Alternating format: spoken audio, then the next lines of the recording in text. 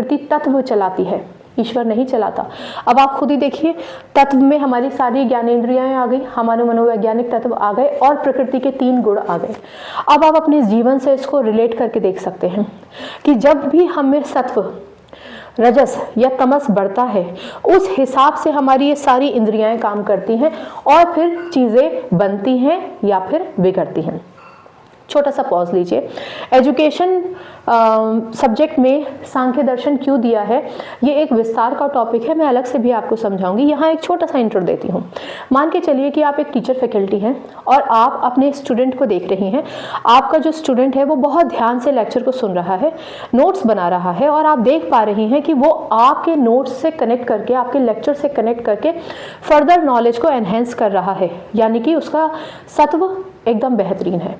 वहीं क्लास में आज आपने देखा कि एक बच्चा बहुत एक्टिव है, किसी को छेड़खानी कर रहा है, नच कर दिया, थोड़ा सा कोहनी मार दी या फिर इधर उधर देख रहा है, उसका ध्यान भटका हुआ है और आपको पता है कि ये हो रहा है, तो आप समझ जाएंगे कि वो बच्चा जो है वो रजस की स्थिति में है, रेस्टलेसनेस है, एक्टिविटी ज़्यादा हो रही है। ऐसी स्थिति में आप उस बच्चे को काउंसिल कर सकते हैं, आप उस बच्चे के लिए अलग से लेसन्स डिज़ाइन कर सकते हैं, एक्टिविटी प्लान कर सकते हैं कि बच्चा बहुत एक्टिव है इस समय, मैं इसको एक्टिविटी के जरिए समझा सकता हूँ या समझा सकती हूँ। क्लियर?